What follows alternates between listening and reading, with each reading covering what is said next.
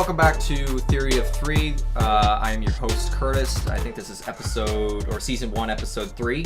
Thank you guys for listening. I wanted to first talk about, as a discussion, real quick. We were talking before the podcast. I had sent all the guys, we're in a group message, and I sent all the guys a couple stills from a DP that we all know, that I had to jog Austin's memory about.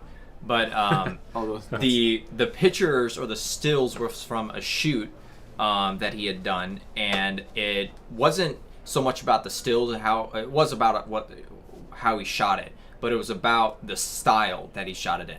And I'm seeing this a lot in recent stuff, probably the last 2 or 3 years, where a lot of DPs that don't have a huge team will underexpose like everything. You know, it's like that dark, what you were saying, dark, underexposed, muddy. It's like, and they're supposed to be artistic, but it's like a lot of silhouettes. Unnecessary silhouettes. Yeah, and it's just like, I hate that trend. I mean, there's probably some people that can do it very, very well, but I absolutely hate that trend. I mean, it's a style, though. To some style, degree. There's a style to it, but there's a good version of it. I mean, that's a sound guy saying it's a style. It's a combination of both, like, I guess, an atmospheric-based look where you're, basing off of practical lighting and, single light bulb hanging from the ceiling. But, but I think even more than that, it's just the way they even color grade it.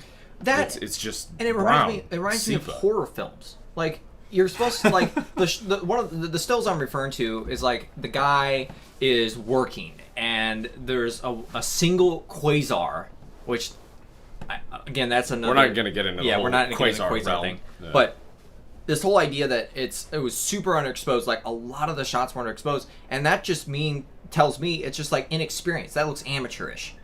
Like there's no purpose.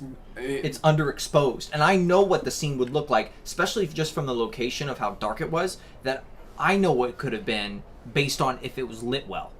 You know what I mean? It was in a very like a woodworking shop, and that stuff. I've seen so many good videos, probably 2 or 3, that are very, very good, specifically about that. Like the color tones you can get in those scenes if it's lit, But it's one of those things that just gets me, and I was talking to one of our directors about it, and he was like, yeah, you have to send me some stills because I kind of know what you're talking about, and I'm going to have to send him these because this is what I'm talking about. Yeah.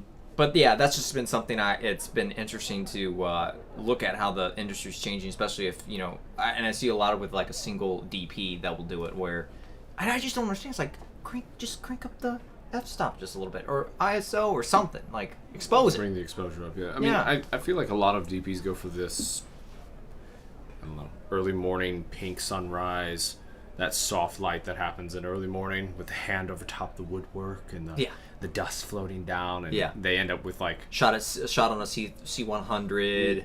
Sort of, but then they end up, I don't know, they just miss the mark completely on what that vibe is. I mean, you can't really get that same feel from. I mean, they also do this deal where they will shoot. I know a couple of Red user guys that I follow. They will shoot on extremely low contrast, and they'll do the single light setup. So the shadows to light ratio is extremely blurred, and it's just this. I don't know how to describe it. It's like putrid gray. Like everything just has a haze to it, and it doesn't have life to it. Doesn't have a vibe.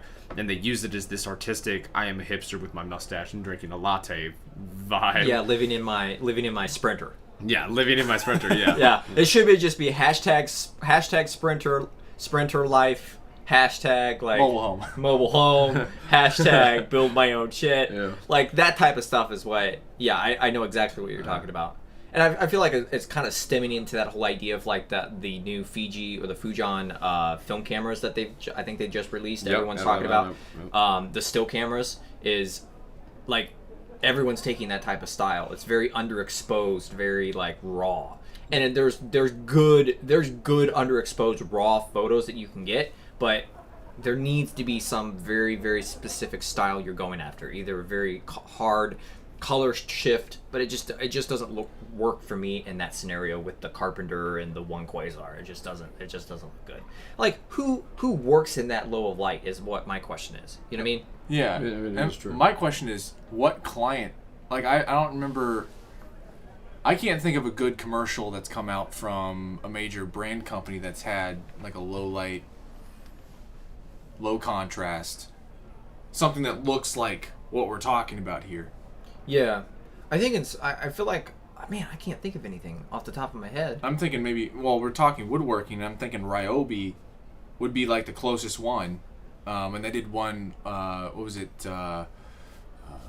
It was maybe 6 months ago. They did one where it was a character shoot, where they talked about this guy only used Ryobi equipment in his workshop, and it was kind of flat. Yeah. But No, I've seen some really good videos, and we'll link those below in the description to make sure that you guys kind of know what we're talking about, because those are super interesting to watch as well, because it's just phenomenal storytelling, phenomenal cinematography on that end. But yeah, that's definitely something that has been I wanted to talk about for sure on this week's podcast. So Nice. Yeah, I mean, I guess in other news, the only other real cool thing, speaking of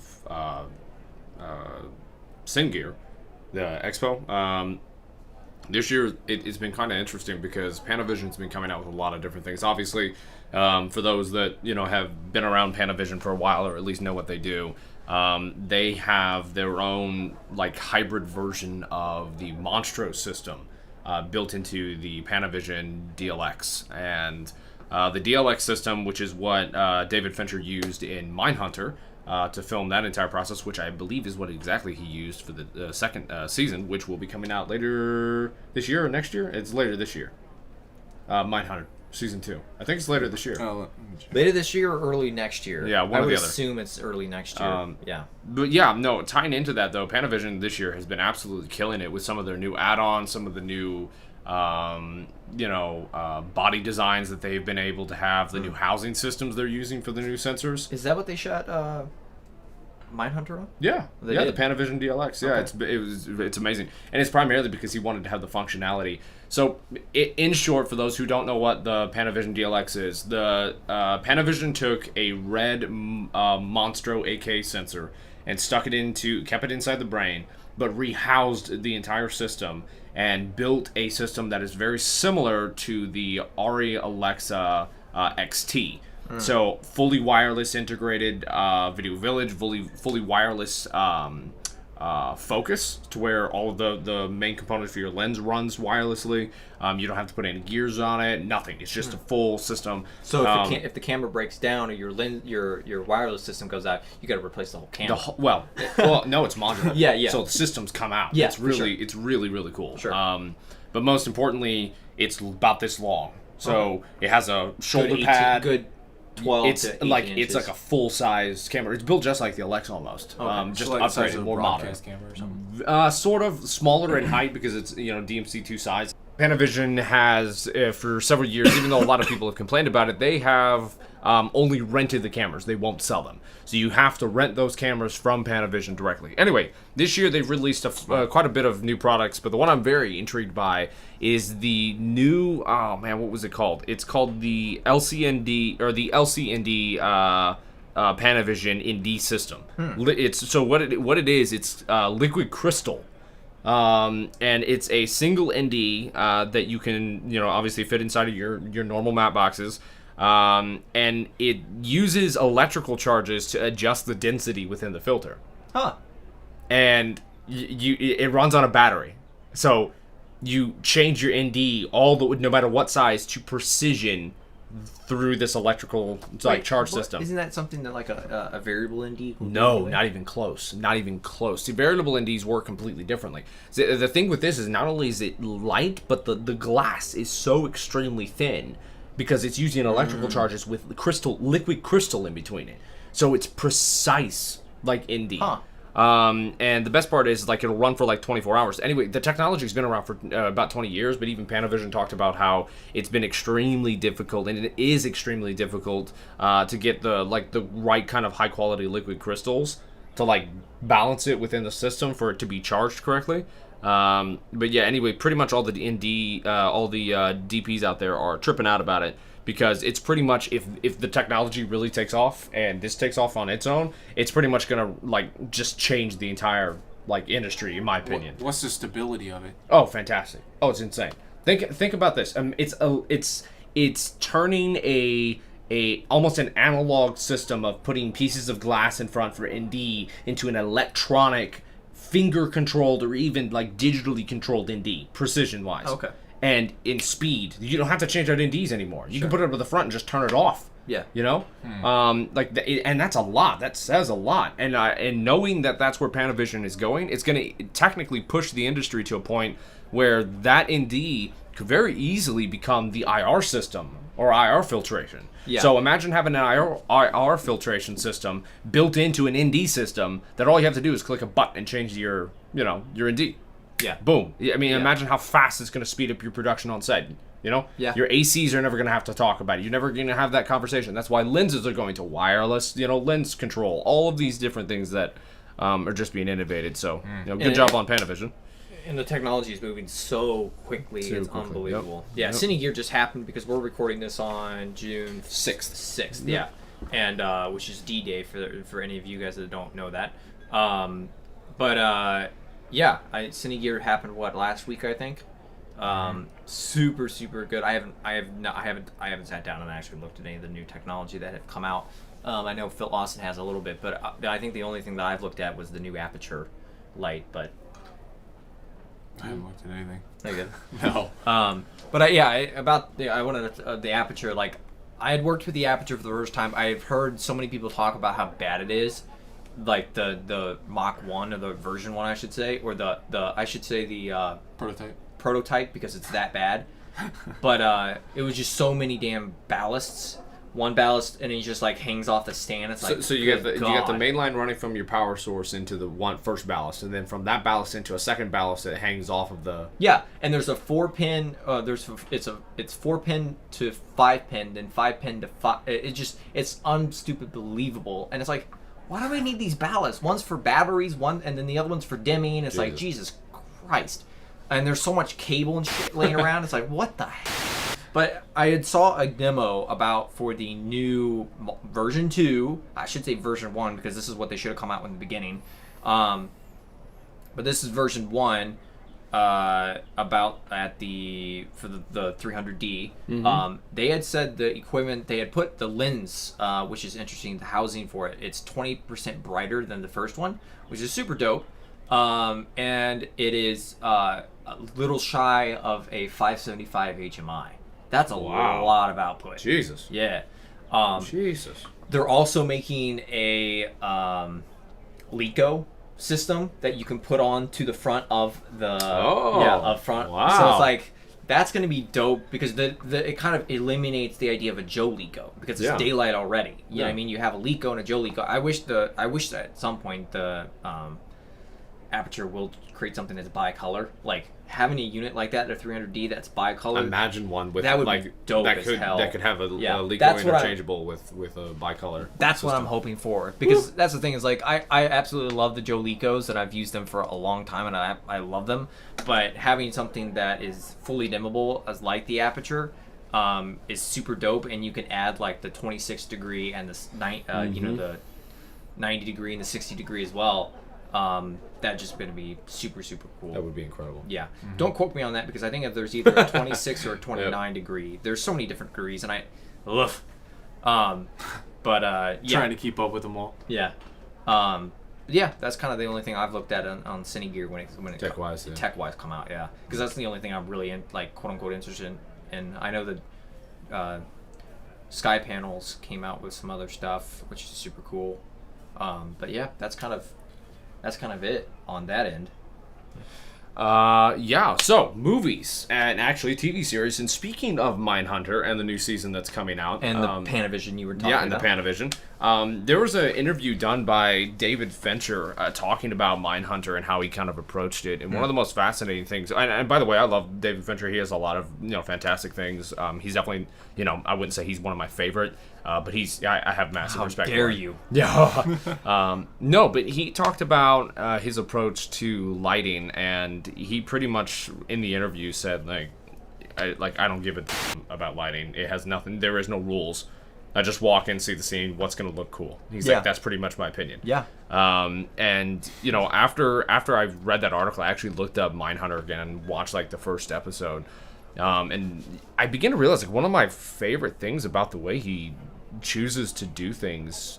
And I don't know whether it's because of the lens choices or whether it's because of the system that he's using. Because pretty much, I mean, the monster is full frame. Yeah. It might be something to do with that. But he has the same effect that Christopher Nolan has. When in The Dark Knight, they talk about how... so for those that don't know about The Dark Knight, one of the secrets in that entire filming process for Christopher Nolan, they shot most of the major action sequences on a 50 and 75 mil. Yeah. Which is blows me away. But they would shoot that at 5.6 to have the character, and they chose to do this because they wanted the characters to be dead sharp without any room or variance within the depth of field. So it was perfectly clear, but because you're shooting on such a long lens, you have incredible depth. So at 5.6, and let's say you shoot at ASA 800, you're gonna have this incredibly sharp picture without this weird flexo deal when you close-ups on Batman's face. His entire face from his nose to the back of his helmet is in focus, not just half his face or just his eyes. Yeah. You're dealing with 12 to 16 inches worth of actual true focus, and then everything else falls off because you're on a longer lens. And I started noticing that David Fincher does that exact same thing, and excellently. Yeah. Because with that era of the 70s and or technically, what was it, the 60s and 70s is when it's the 60s and 70s. Yeah, I think 70s. With their 70s, yeah, that time period or that era. There, he was able to nail such a clean, I'm talking if you look at their palettes, just the color tones obviously are set in the 70s, so he's already got that very that design. Yep. But just the way he nailed the frames every single time with having the person's face, unless it was specifically chosen to have that really depth, shallow depth of field. Yeah. I mean, they were always crystal clear, and there was no focus chasing. No. It's just perfect. Was it just me, or did that whole TV series seem very bland? And when I say bland, I mean as in contrast, color, saturation. Yes, I absolutely love that because to me it felt like, even from a character standpoint, having someone that is a serial killer, they don't have any emotions. They don't see things the way we do. Mm-hmm. They don't see light. They don't see color. They're very monotone, is what I could say. And throughout the show, our character, the person that we're following, his life, he's starting to imitate that. You know what I mean? He's starting to read people. He's starting to get into people's heads and starts to kind of absorb what he's talking, been gathering from that guy. And even in the prison, any of those conversations, the hospital, that was so monotone. They really heavily played on blue, but you didn't see warm colors at all. And what warm colors were this dull. Yeah, very dull. Yellow. And very dull. So you guys are talking the same thing about what we were talking about earlier, where it's flat, or is it? No, different? there's a difference. What I would say, in some sense, is there's a DP. There's a choice between very dark and very flat. The flatness is what I'm talking about in Mindhunter, is it's very bright but flat. There's very little, even in the hospital and the prison, there was surprisingly little shadow. And that's what got me that was interesting, because then I started doing research on it. It's why did they light it this way? Why did he light it this way?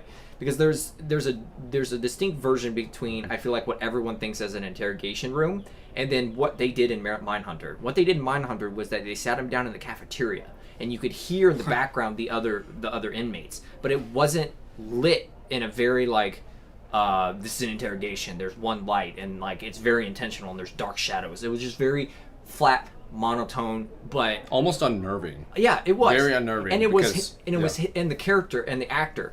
He played such a his very even keel. I don't really care. Even him taking the shoes, and that's such a disturbing scene, and it lets onto his character so much. But that scene where he takes the shoes out of the box and walks over to the edge, and everyone knows that watches, because I'm not going to go into what he does. Because I've never watched. Yeah, he's never watched it ever. Yeah. But that scene, it's lit in a way that it doesn't seem like... Nothing distracts. Exactly. You just have to experience what he's doing. It's almost like they force you into a coma of just... all the colors are just there, but there's they're not... nothing being lit. Yes. He's not holding back from anything of the detectives, and they're asking everything. Yep. And that's what I absolutely love about that. Even the stuff outside, And that's one of the things that gets me about the idea behind these DPs. I don't think, in some sense, what I was talking earlier about the whole very underexposed, they never stay away from this whole, they it's very vibrant. And when I say vibrant, very saturated. Sometimes when I see it, it's very bluish. There's very like morning, like you're saying, like very morningish yellows. They like to play with that type of stuff. And very dark underexposed. This wasn't underexposed, but it was flat, and it was very like desaturated.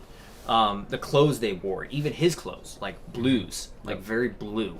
And it was interesting to see how they did that. You know, very, very interesting. I haven't done that much research into David Fincher and how he lights, so I'll have to do some.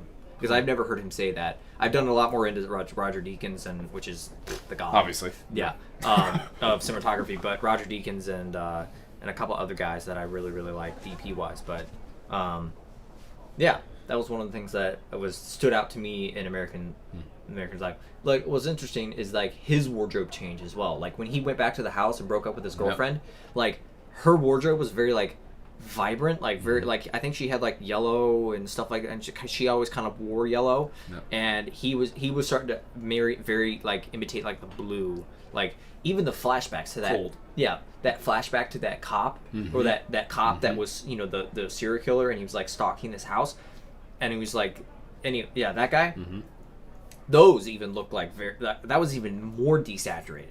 You know what I mean? More desaturated and very like flat paleted colors, like yes, the very gray, undertone very, colors. Yeah. And that's kind of I absolutely love that they chose and that's and such deliberately did it. Nice tone.